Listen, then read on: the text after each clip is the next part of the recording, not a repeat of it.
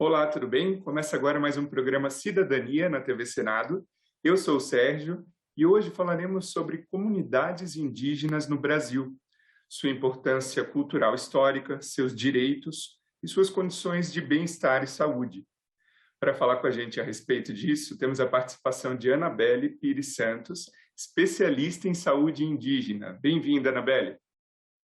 Obrigada, Sérgio. É um prazer estar aqui com vocês para esse bate-papo. Anabelle, dia 19 de abril é comemorado o Dia do Índio. Na sua visão, qual que é a importância dos povos indígenas na formação da identidade do nosso país?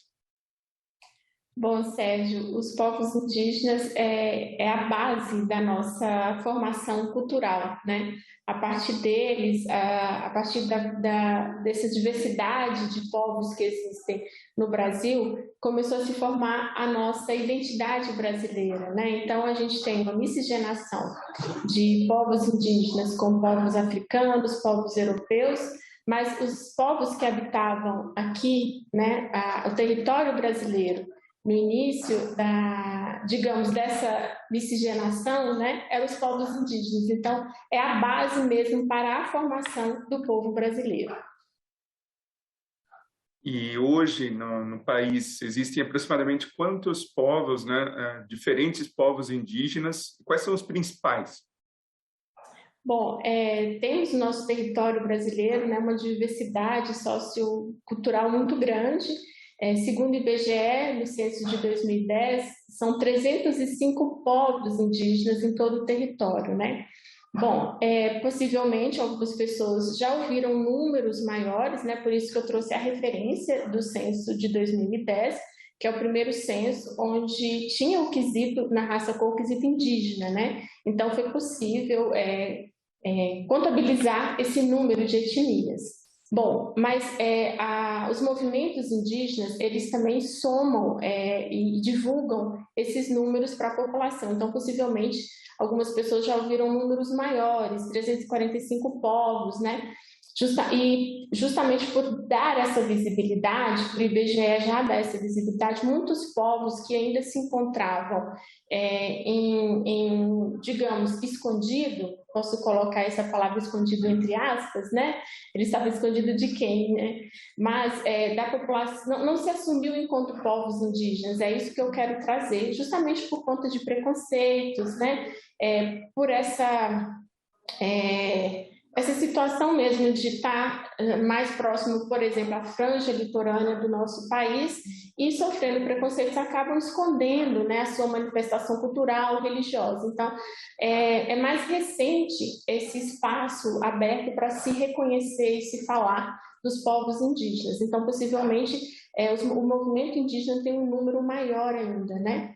Mas eu gostaria de ressaltar também, Sérgio, em relação a essa sociodiversidade, falando da nossa formação do povo brasileiro, né, o quanto que a população indígena contribui para isso, é comum as pessoas se assustarem quando a gente fala também da diversidade de línguas presentes no nosso território, né? Muitas pessoas acham que a gente só tem a língua portuguesa, né? Aí estuda inglês, francês, espanhol e fala outras línguas, né? Mas oficialmente a gente tem em torno de 180 línguas, então é uma riqueza cultural, né, muito grande que a gente não pode, digamos, fechar os olhos, né? A gente tem que estar aberto para conhecer, né, reconhecer toda essa cultura, essa diversidade sociocultural que tem no território e ter contato com ela, né? Então, às vezes, você vai andar em alguma cidade, como, por exemplo, São Gabriel da Cachoeira, no Amazonas, onde se falam 4 línguas oficialmente, né, 4 línguas indígenas. Então, isso é uma riqueza muito grande. Acho que isso também tem que ser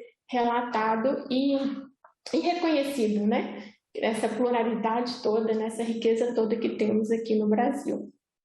E há também povos, Sérgio, que eles estão dentro de áreas remotas, dentro da floresta, da mata, e povos que já estão mais próximos também à cidade, né? Então, aquela visão de um indígena somente no mato é uma visão um pouco romântica, que nós estudiosos colocamos como uma visão romântica, e que devemos estar abertos a reconhecer como é hoje, né? Hoje, no século XXI, o indígena ele também usa telefone, ele também usa celular para se comunicar, né?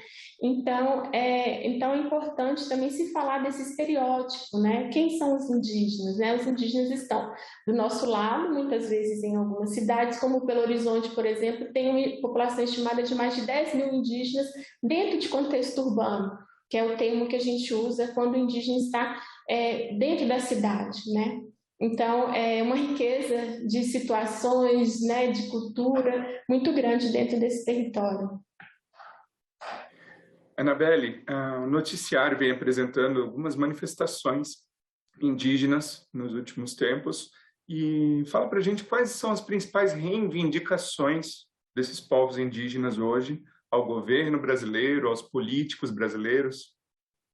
Bom, a principal reivindicação é o território. Ter o seu território reconhecido, ter o seu território homologado, né?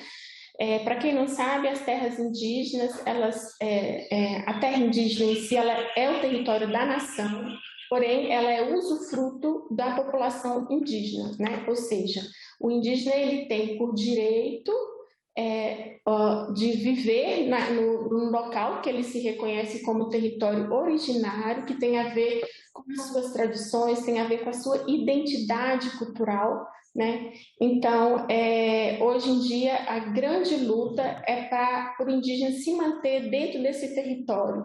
E não pode ser qualquer território, porque tem que ter essa ligação ancestral, né? Ele tem que ter um reconhecimento espiritual, inclusive, de suas manifestações socioculturais.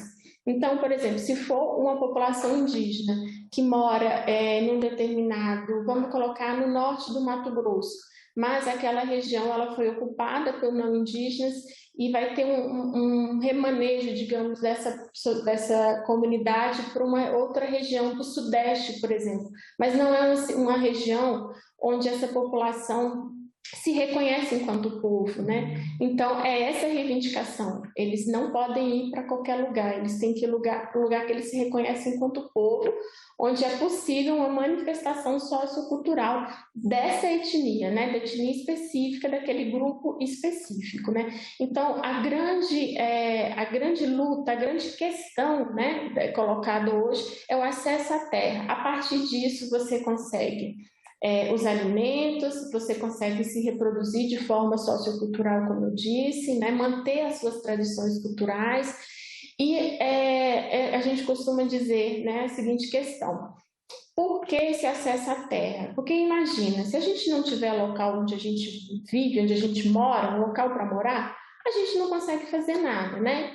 Então, precisa de espaço para plantar, de espaço para coletar frutos, para caçar, para pescar, precisa de um espaço de convívio, né? Então, essa é a grande questão. Acesso ao território. Aí você pode me falar, mas e acesso aos outros direitos, né? Vamos colocar direito à saúde, direito à educação. Sim, ele vem junto com acesso à terra, né? Por exemplo, uma população só tem acesso ao sistema de saúde oficial, que no caso do indígena é o subsistema de saúde indígena, que está dentro do Sistema Único de Saúde. Ele só tem acesso formal à saúde, um acesso oficial, se ele estiver aldeado, se ele estiver dentro do território. Se for uma população que está lutando para o reconhecimento de um determinado território, ele não tem acesso à saúde, né? Porque ele não está aldeado, que é o termo que nós usamos. E um desses manifestos, que foi o Ato pela Terra, foi organizado por um cantor, Caetano Veloso, né? Então, assim, Anabelle, de que forma a sociedade em geral, o não indígena, pode contribuir mais para a garantia da manutenção dos direitos desses povos? Sérgio, achei muito interessante essa questão colocada por você, né? Como que a população não indígena pode contribuir? De várias formas, de várias formas. Primeiro, reconhecendo que no Brasil ainda tem população indígena, né? Esses povos, eles estão resistindo há muito tempo, essa é uma palavra que a gente sempre escuta no movimento indígena, né? Essa resistência, eles estão sempre resistindo, então são povos de muita luta, de geração em geração, eles estão aí resistindo para garantir a sobrevivência, e a gente falando em termos socioculturais, né, sobrevivência da língua, da identidade cultural, da culinária, do jeito de viver, que forma, né, que constitui a população brasileira. Bom, então, primeiro, reconhecendo esses povos, né, reconhecendo que mesmo em contexto urbano, os indígenas são populações indígenas ainda, né? Outra questão importante é conhecer a população que está próxima a você, então no seu estado, na sua cidade, saber que esses povos, eles vivem, né, têm uma cosmologia diferente, têm um jeito de pensar diferente, um jeito de viver diferente. Então, não é achar que só porque eles têm costumes diferentes, que eles não têm direitos humanos como nós, eles têm sim, né? Isso tem que estar garantido. Então, conhecendo a cultura, conhecendo essa população, quando for votado alguma lei, por exemplo, alguma questão de acesso a programas de saúde, apoiar, né? Já é uma grande questão. Apoiar as causas indígenas, né? Apoiar, saber que eles também têm os direitos como nós e efetivar esses direitos. Então, isso já ajuda e muito, né? Bom, hoje a gente tem também a questão das redes sociais. As redes sociais, elas são importantes, né, no nosso convívio, aí todo mundo está sempre ligado, conectado. Então, também uma forma de conhecer, antigamente era mais difícil, você teria que ir até um território indígena. Hoje não, você pode seguir ativistas, né, youtubers que são da população indígena, que são indígenas referências, né? Tem muitos perfis que, inclusive, mostram o jeito de viver de determinada etnia, né? Até porque uma etnia pode ter um costume muito diferente de outra etnia. Então, buscando conhecer mais a população indígena já ajuda, né? Você não precisa virar um super ativista da causa indígena, mas conhecer e respeitar já é um passo importante para contribuir com a causa indígena no Brasil. Anabelle, a gente tem no Congresso, né, 2 projetos que têm gerado polêmica, que é o PL 490 de 2007, que fala sobre demarcação de terras, e o PL 191 de 2020, que fala, entre outras coisas, de mineração. Então, os índios, nessas reivindicações que você comentou, principalmente acerca de terras, têm falado muito sobre esses 2 projetos. A gente já entendeu um pouco das ameaças que eles envolvem em relação à eventual perda de terras, de territórios, né? E eu queria saber de você o que alegam os interessados nesse projeto. Bom, como eu disse, a principal questão é a defesa do território, é garantir o território para gerações futuras, né, desses povos. Então, essa é a grande reivindicação. E esses PLs, eles batem exatamente nessa questão, né? Então, no momento em que se anula as demarcações das terras, ou se nenhuma mais demarcação acontece, impede que as populações que ainda estão em processo de reconhecimento, em processo de homologação da terra, tenha o seu direito mínimo, que é o direito de viver, né, violado, justamente porque é nesse espaço do território, como eu disse, né, que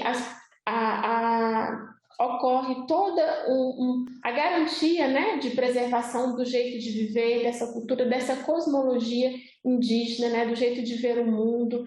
E aí a gente pode falar tanto do jeito de ensinar e aprender, né, os adultos ensinando as crianças. A gente pode falar da culinária também, que é uma grande questão, né, a questão dos hábitos alimentares. A gente pode pensar também na medicina tradicional. Então, quando rompe isso, né, quando impede que as comunidades indígenas tenham acesso ao território, né, e garantia de permanecer no território, que essa é a questão que eu quero trazer, você viola todos esses direitos, você quebra os costumes e viola os direitos humanos mesmo de saúde, de bem-estar, de vida, né? Bom, então, o porquê, então, por exemplo, da mineração? Porque ser contrário, por exemplo, ao PL da mineração. O impacto, aí eu posso falar de tanto do impacto socioambiental, impacto ambiental, às vezes a gente percebe de forma mais rápida, né? Que é a degradação de solo do rio, o rio é poluído com mercúrio, né? E aí tem polui os peixes, a alimentação fica comprometida. Esse dano ambiental é muito rápido da gente presenciar, né? Bom, e o dano social, né? Então, o fato de diminuir, por exemplo, uma área de mata, que diminui a coleta de frutos, que diminui a alimentação, a família tem que buscar outras formas de se alimentar, diminui também a coleta de sementes, né? Diminui aí a produção de artesanato, e aí também a questão econômica ela fica prejudicada tanto nesses exemplos que eu já dei, tanto pelo consumo alimentar, pelo acesso à alimentação, quanto também a produção de artesanato para venda e consumo e compra de roupas e outros itens básicos, né? Sem contar que um trânsito muito grande de pessoas, dependendo da região, traz muitas doenças para áreas indígenas. E a gente pode falar de doenças infecto-contagiosas, né? A gente pode falar de verminose também, porque por conta do impacto ambiental. E aí já falei do alimentar, isso traz desnutrição também, que é uma grande questão colocada em áreas indígenas, principalmente com mineração. E a gente traz problemas também de ordem social, no sentido que desestrutura todas as relações. E aí esbarra até em relações de parentesco, né? Porque aí também até a reprodução, aí é uma coisa que a gente fala no termo da saúde, na saúde a gente usa o termo demografia, que é justamente aumentar o número populacional ou diminuir em determinada faixa etária, né? Isso também gera impactos, né? A mineração também gera impactos nessa questão demográficas, né? Na grande maioria das vezes diminui taxa de natalidade, diminui também aumenta mortes na população adulta, né? Consequentemente diminui idosos, né? Então tem um impacto gigantesco aí, e em cada esfera dessa que eu fui citando a gente pode falar mais um pouquinho dos impactos, né? Só para você ter uma ideia do quanto é importante então a gente garantir o território, garantir que não tenha mineração, né? Que seja preservado esse jeito de viver do indígena. E aí, Sérgio, quero chamar a atenção para uma questão que eu acho que é muito importante, né? A gente está falando muito em termos globais de saúde, a questão das mudanças climáticas, né? Da pandemia das mudanças climáticas, com a obesidade, desnutrição, gerando essa sindemia global que a gente na área da saúde tem discutido muito. E aí, por que eu estou trazendo essa questão? Porque quando a gente olha, observa o mapa e veja as áreas preservadas, as áreas de floresta preservadas são terras indígenas, né? Então é importante também a gente entender por que a população não indígena também defende, junto com os indígenas, esse direito à terra, porque justamente os indígenas, no jeito tradicional de viver, trazem uma preservação, o uso dos recursos naturais de uma forma mais sustentável, né? E essa é a grande questão posta na sociedade atual, né? A gente não tem outra casa a não ser esse planeta Terra, então a gente tem que cuidar dela, né? Então, nesse sentido, os povos indígenas, eles são aliados para a população no geral, no sentido de permanecer águas, permanecer florestas vivas ainda no território brasileiro e garantir para a gente aí que essas mudanças climáticas elas terão impacto menor, né? Então, acho que é um grande recado para a sociedade, né, não indígena, se apropriar um pouco mais da questão indígena para entender, inclusive, como isso é bom para a gente, né, também, né? Você comentou sobre questões de bem-estar, qualidade de vida dos povos e saúde, né, em geral, dos povos indígenas. Como que os povos lidam com a saúde? Você comentou também que se ele não está aldeado, né, ele não faz jus ao SUS. Como que funciona isso? E outra coisa que eu queria te perguntar a respeito disso, como a gente está ainda em fase pandêmica, né, como que foi a vacinação para os povos indígenas? Bom, como eu disse, dentro do Sistema Único de Saúde tem um subsistema de atenção à saúde indígena, né? Ele é um subsistema justamente para garantir um acesso, os indígenas tenham acesso a uma assistência à saúde de qualidade, que respeite a cultura de cada povo, né? Bom, então, sendo essa saúde indígena mais específica, digamos assim, tem trabalhadores da saúde treinados, né, que são capacitados para realizar essa assistência à saúde de forma mais específica, né, justamente preservando dentro das comunidades indígenas, né, ou a tradição para que isso aconteça, né, a medicina tradicional, ela também seja parte do cuidado à saúde. Bom, isso, Sérgio, a gente chama de um diálogo intercultural entre a saúde da biomedicina, né, essa saúde como a gente entende, a nossa assistência à saúde, fazendo um diálogo, uma conversa com a medicina tradicional indígena, né? Bom, então, posto isso, é importante a gente entender que essas equipes, elas vão a áreas indígenas, né? Elas vão a áreas remotas, isso para uma assistência de atenção primária, ou seja, o profissional de saúde fazendo assistência direta com a comunidade.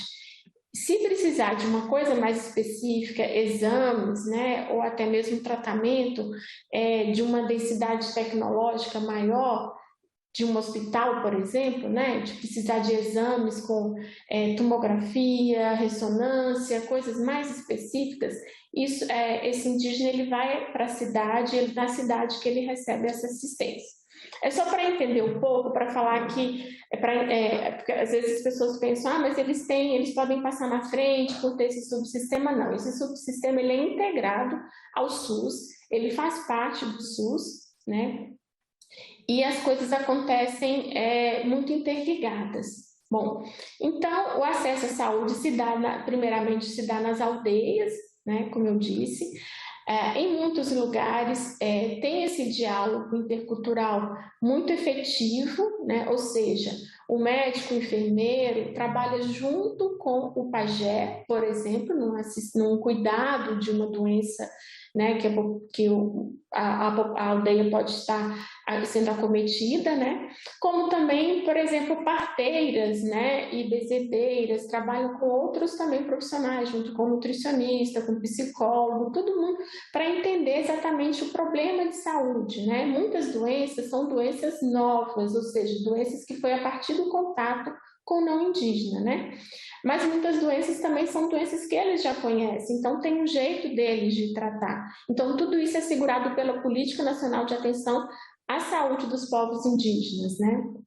Bom, então dentro da aldeia se dá nesse sentido o atendimento, fora da aldeia o indígena que está em contexto urbano, ele procura o Sistema Único de Saúde, ele é atendido, fora desse subsistema ele vai direto para o sistema de saúde indígena, e isso é uma grande reivindicação, porque muitas vezes ele chega dentro da unidade de saúde, a equipe de saúde não conhece questões específicas, culturais da população indígena, né? Então, essa é uma demanda também da questão do movimento indígena em relação a ter um acesso à saúde mesmo dentro da cidade, que respeite a cultura tradicional de cada povo.